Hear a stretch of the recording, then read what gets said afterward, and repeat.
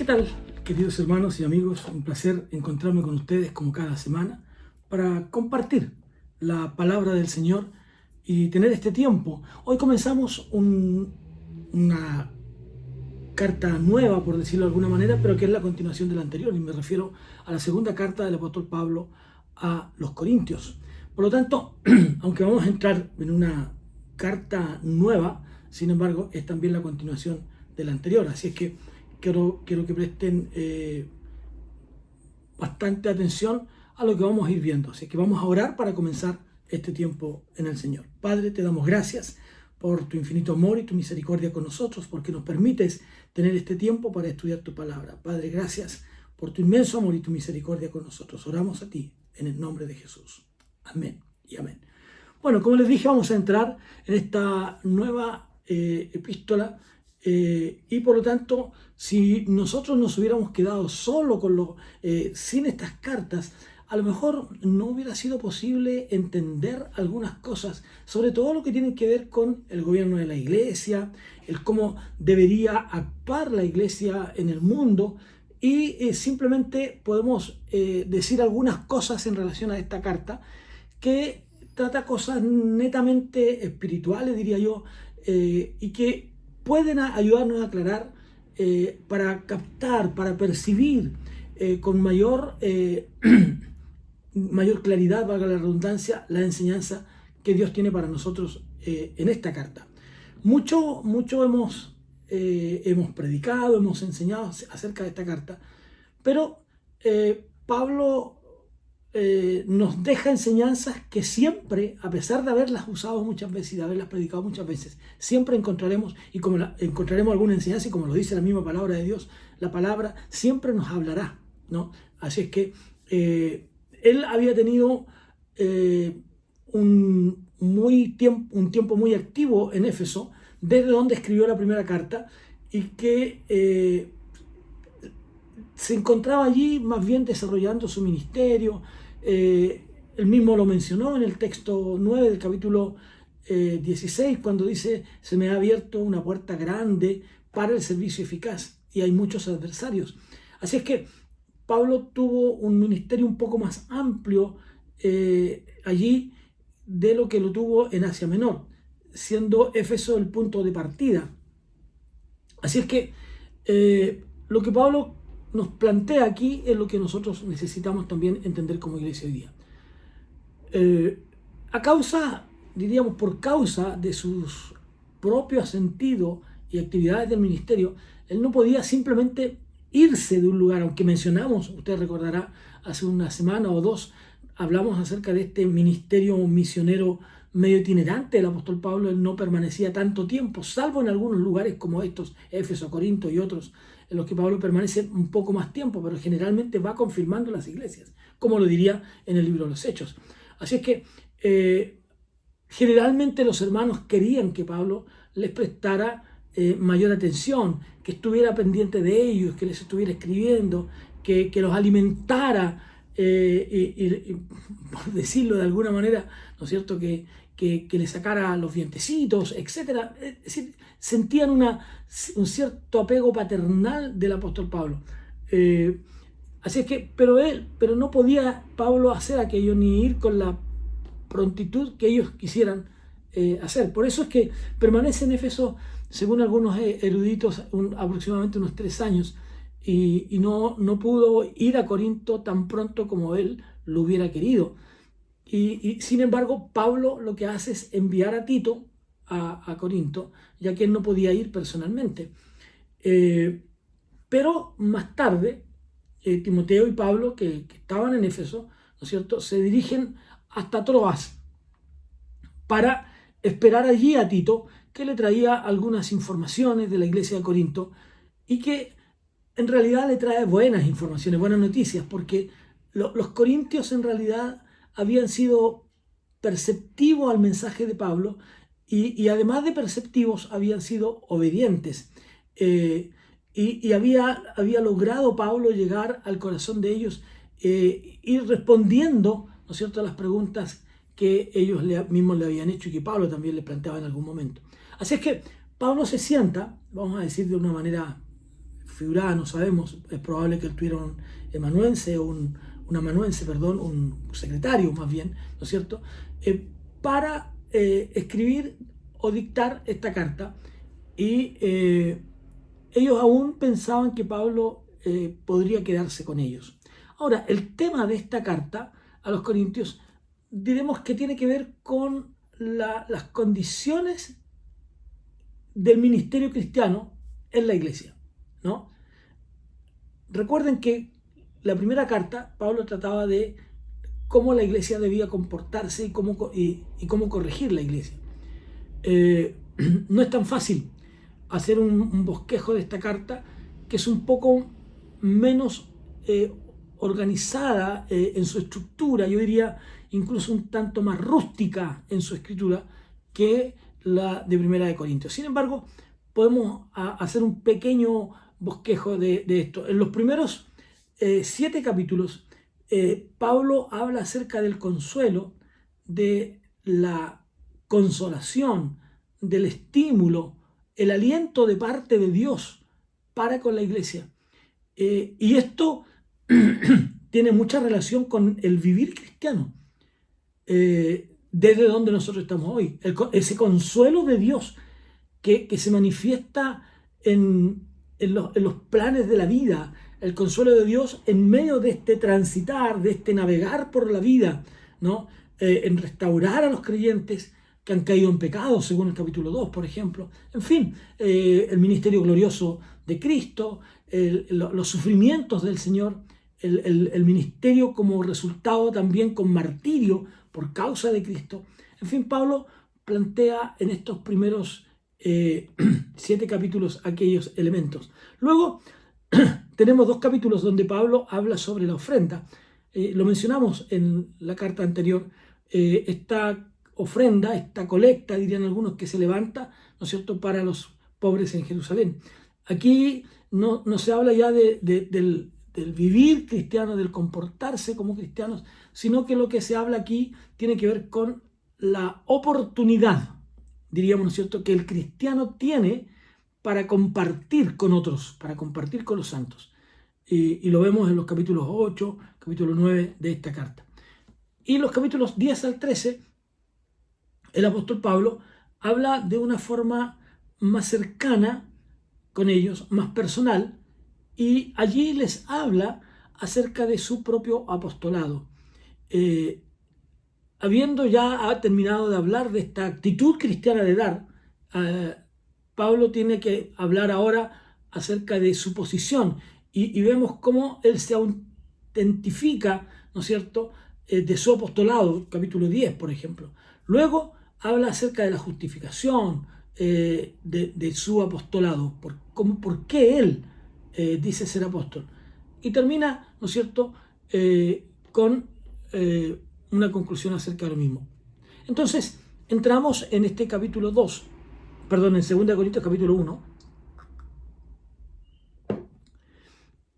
Y lo que vemos en los primeros textos son simplemente una introducción a la epístola. Y después, como ya he dicho, tenemos una especie de bosquejo general donde se comienza a desarrollar, a desenvolver un tema, el tema del consuelo de Dios, en los planes de Dios para la vida. Y Pablo comienza esta carta desde una perspectiva, desde un nivel bastante alto. Mire lo que dice: Pablo, apóstol de Jesucristo, por la voluntad de Dios, y el hermano Timoteo, a la iglesia de Dios que está en Corinto, con todos los santos en toda Acaya. En Reina Valera dice: Pablo, apóstol de Jesucristo, por la voluntad de Dios, y el hermano Timoteo a la iglesia de Dios que está en Corinto, con todos los santos que están en toda Acaya. ¿Ya? Eso es lo que nos dice. Entonces, Pablo aquí está escribiendo desde, diría yo, su autoridad como apóstol. Esta autoridad apostólica le permitía entonces entregar a los hermanos orientaciones y consejos. Y por lo tanto, Pablo se siente con esa autoridad para compartir con ellos el mensaje de la palabra. Por cierto, hoy día todo creyente, al testificar de Cristo, debería sentirse con esa autoridad, la autoridad de Dios para animar a otro, para consolar a otro, porque él mismo ha sido consolado por Dios y está en una relación con Dios, porque no serviría de mucho, por decirlo así, ¿no es cierto? No serviría de mucho consolar a alguien, entregarle la palabra de Dios a alguien, si uno mismo no está convencido de que esa palabra es total y absolutamente la verdad de Dios. Así es que si no entregamos, compartimos el mensaje con autoridad, como alguien que conoce, que ha vivido, que ha experimentado el mensaje de la palabra de Dios, entonces no tiene sentido. Ahora, y eso a veces explica la debilidad que hay en el testimonio cristiano en muchos lugares, ¿no? Así es que Pablo lo hace desde su autoridad, primero como creyente, como hijo de Dios, que cumple, que practica la bondad y el camino del Señor, pero además de eso, desde su perspectiva como apóstol. En la persecución de la iglesia del primer siglo, cuando comienza la persecución, los creyentes se repetían a sí mismos y a otros una y otra vez: Señor, tú eres Dios, tú eres Dios. No importa que el mundo se desmorone, no importa que las cosas no ocurran como deben ocurrir, no importa, Señor, que diríamos nosotros el lenguaje de hoy día, que tengamos un problema climático donde el sol nos está calentando más de lo que debiera ser normal. Señor, no importa que los gobiernos del mundo estén en conflictos. Señor, aún así, tú eres Dios.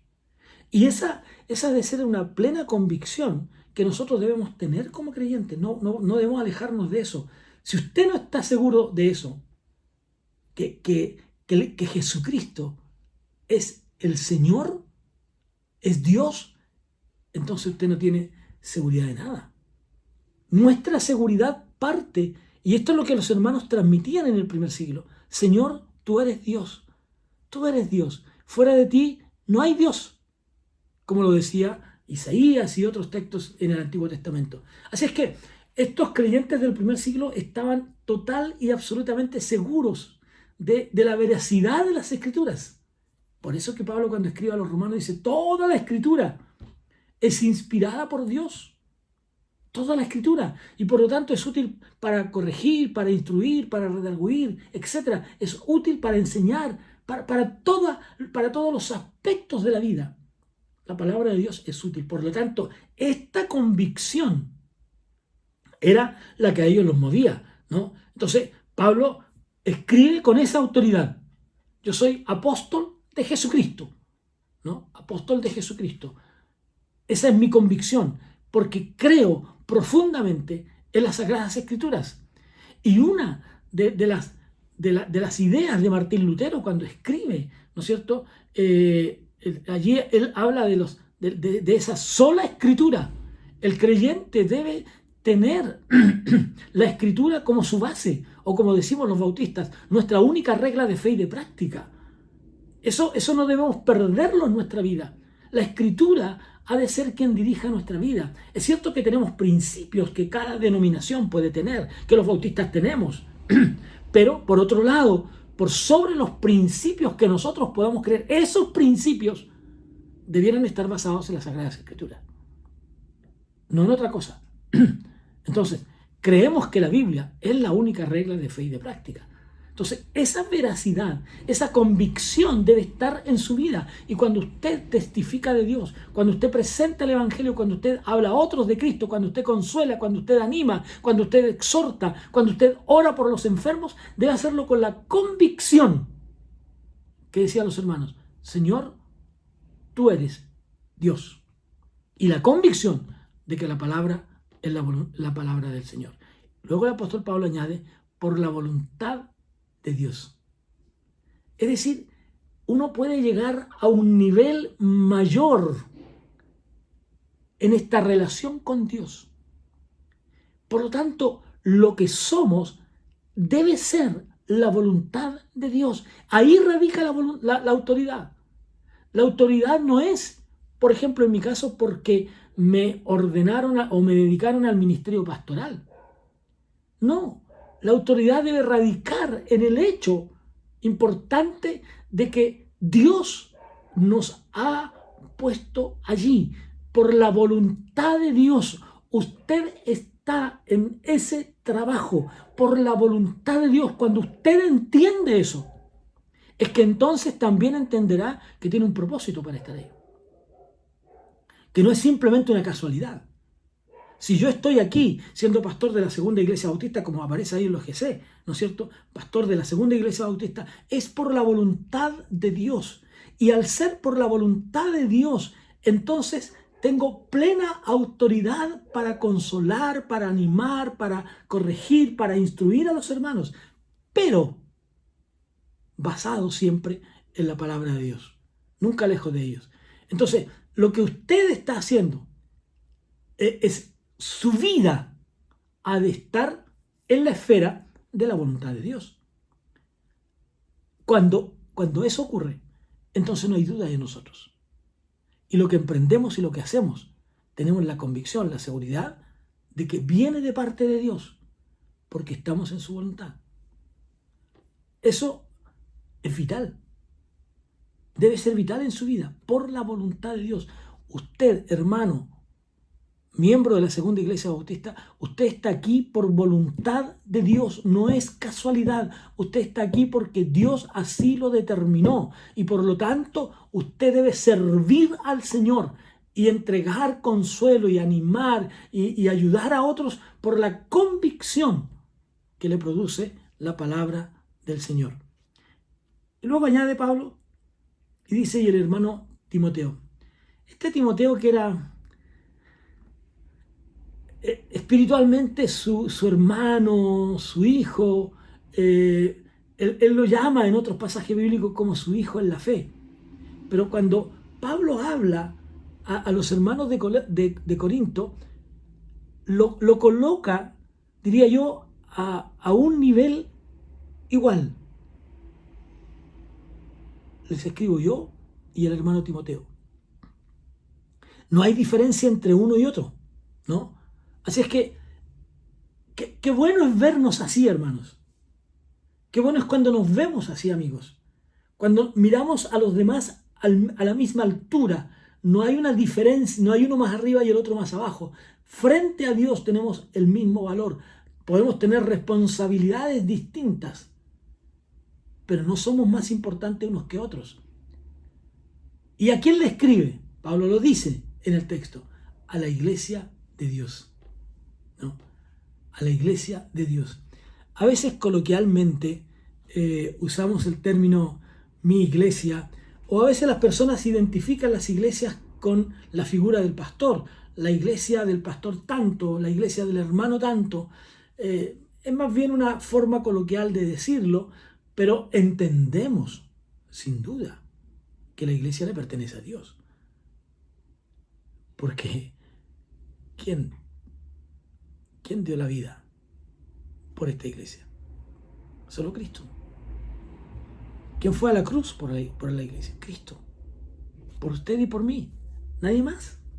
Por lo tanto, claro, Pablo dice, les estoy escribiendo a ustedes, hermanos. Hermanos también ustedes conmigo, dice Pablo. No, somos hermanos porque pertenecemos a Dios.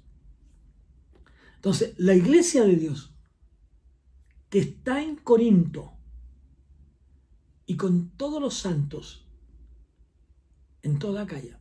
Fíjense que Pablo no limita la hermandad a un lugar determinado, sino que la expande.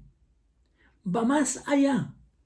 Aquí podríamos usar el texto de Juan 3:16, porque de tal manera amó Dios al mundo. Y por tanto el texto 12 del mismo capítulo, ¿no es cierto? Dice, bueno, del capítulo 1 de Juan, el 3:16 dice, porque de tal manera, pero el 1:12 dice, mas a todos los que le recibieron, a los que creen en su nombre les dio potestad de ser llamados hijos de Dios. Así es que el evangelio cruza las fronteras. La iglesia de Dios no es solo el grupo donde nosotros nos congregamos. La iglesia de Dios no es solo la segunda iglesia bautista de Santiago. La iglesia de Dios está diseminada a través del mundo. En todo el mundo está la iglesia de Dios. Luego el apóstol agrega en el texto 2, dice: gracia y paz a vosotros de Dios nuestro Padre y del Señor Jesucristo. Pablo con frecuencia usa este saludo, no es nuevo, pero lo usa generalmente en estos tres elementos que son regalos de Dios, ¿no? Regalos de Dios. Regalos maravillosos. Mira el texto 3. Bendito sea el Dios y Padre de nuestro Señor Jesucristo, Padre de misericordias y de toda consolación. Aquí el término bendito tiene que ver con, en realidad podríamos decir perfectamente, alabado sea Dios, en lugar de bendito.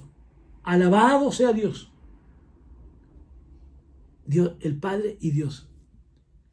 Entonces ahí surge la pregunta que nos hicimos algunos días: ¿cuánto alabamos en realidad a Dios? David en el Salmo 34 dice, por ejemplo: bendeciré al Señor en todo tiempo, su alabanza estará de continuo en mi boca. Si esa fuera nuestra actitud, no tendríamos tiempo para las quejas. Si estuviéramos constantemente alabando a Dios, no tendríamos tiempo para quejarnos por el frío, por el calor, por esto, por lo otro, etc. ¿Por qué? Porque su alabanza estará de continuo en nuestra boca. Acostumbrémonos a alabar a Dios y no a estar constantemente quejándonos de una cosa o de la otra. El Salmo 50 dice: el que ofrece sacrificio de acción de gracias me honra. Pablo aquí dice: bendito sea Dios, bendito, alabado sea Dios, el Padre de nuestro Señor Jesucristo. Mire cómo coloca aquí la triunidad, ¿no? Aquí está colocando esta posición en la Trinidad, ¿no? El Padre, el Hijo y luego entonces el Espíritu Santo. Esta posición. Es decir, bendito sea el Dios y Padre de nuestro Señor Jesucristo. Padre, Dios Padre, coloca a Jesús como parte de esta Trinidad, de esta triunidad. Él, Jesús, es el Hijo único que está sentado, ¿no es cierto?, que ocupa una posición única, exclusiva. Él es eterno, Él es todopoderoso. Si hay entonces un Padre y un Hijo con esta naturaleza,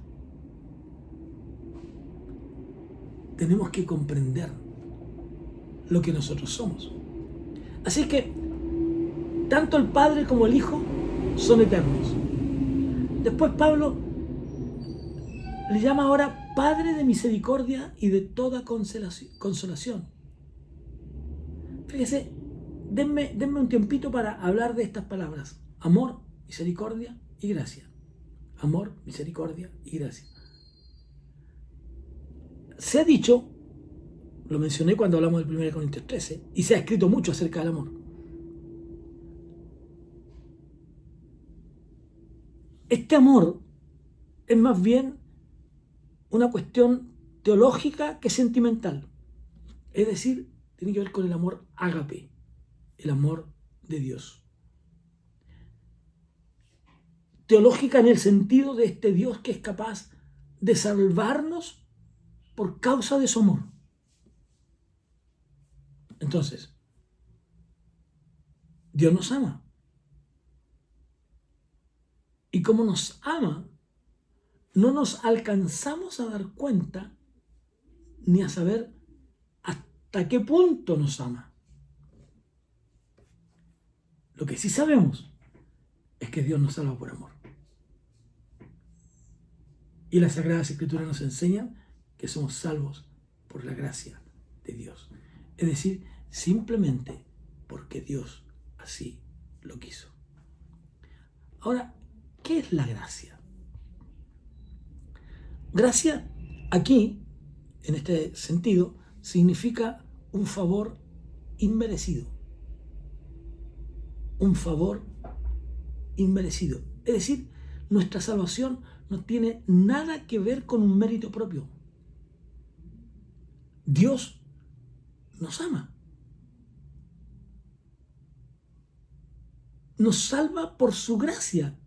¿Por qué? Porque Él es Dios de misericordia. Porque Él es Dios de misericordia. Dice Marco que Jesús recorría las ciudades y las aldeas, enseñando la palabra de Dios. Dice, pero viendo la multitud tuvo compasión de ellos. Fue movido a misericordia porque estaban desamparados como ovejas que no tenían pastor. Como Dios nos amaba y nos ama tanto, entonces proveyó para nosotros un Salvador, Jesús. Proveyó para nosotros. Porque no había otra manera de salvarnos. Porque aunque nos amaba, Él no podía descender como Padre, porque su santidad nos hubiera muerto. Es imposible, como hemos dicho, y lo dijimos en el capítulo 15 de 1 Corintios, es imposible presentarnos ante Dios con este cuerpo mortal. Por eso es que, cuando este mortal se vista de inmortalidad, entonces podremos ver a Dios. Era la manera en que podíamos. Gracias. Pablo diría en Efesios 2, 8 y 9, porque por gracia sois salvos por medio de la fe. Y esto no de vosotros, pues es don de Dios. Don de Dios. Ahora, ¿necesitamos la misericordia? Por supuesto que sí.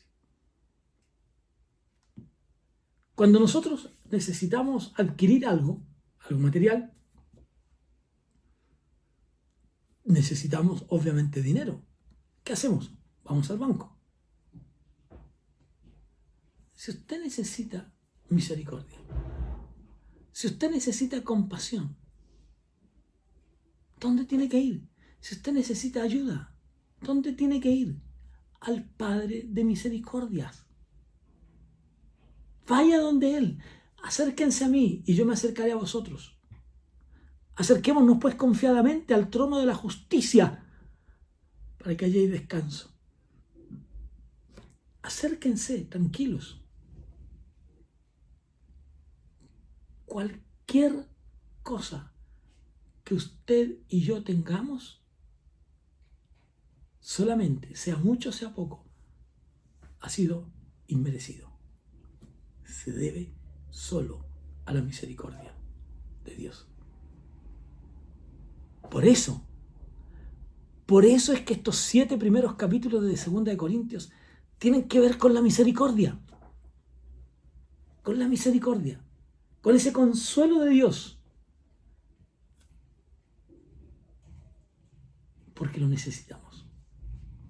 En todo nuestro plan de vida necesitamos no solo la compañía de Dios, sino su misericordia.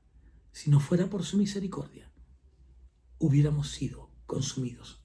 Él es Dios de todo consuelo. Él lo va a consolar a usted cuando esté enfermo en un hospital.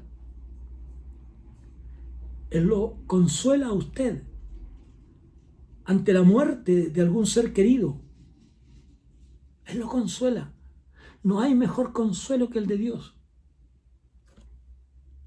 Él lo puede consolar en cualquier lugar y circunstancia. Podemos decir con Pablo, Él es Dios de toda consolación. No importa en dónde estemos ni lo que estemos viviendo. Él es Dios de toda consolación. Ahora, tengamos cuidado. Hay un consuelo real y uno que no lo es. no estamos de acuerdo con aquellos que dicen, si Dios ha permitido que esto suceda, yo lo acepto. Es decir, están resignados. Si Dios dijo que así fuera, así será. Cuando en realidad por dentro no lo están aceptando. Se rebelan. Y muchas veces en su soledad dicen, ¿por qué me pasa a mí esto? ¿Por qué? Si yo soy hijo de Dios. Si yo voy al culto. Si yo escucho los devocionales, si yo veo el estudio bíblico, si yo doy mi diezmo, si yo ayudo a los hermanos, ¿por qué a mí? O sea, no está aceptando la voluntad de Dios. Dios sabe eso y quiere que usted sea honesto. Dios quiere que usted sea honesto. Hay personas que generalmente recurren a toda clase de cosas para encontrar consuelo o algún alivio. Algunos tratan de encontrarlo en el alcohol, en las drogas, en tantas cosas. ¿Pero qué consiguen con eso? Nada más que arruinar sus vidas. Y en muchos casos, sus familias.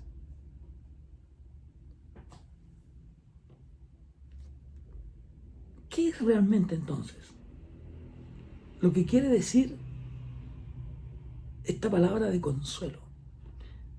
Esta palabra de consuelo viene de una raíz que es parakaleo, parakletos, y significa parakaleo, llamado al lado de.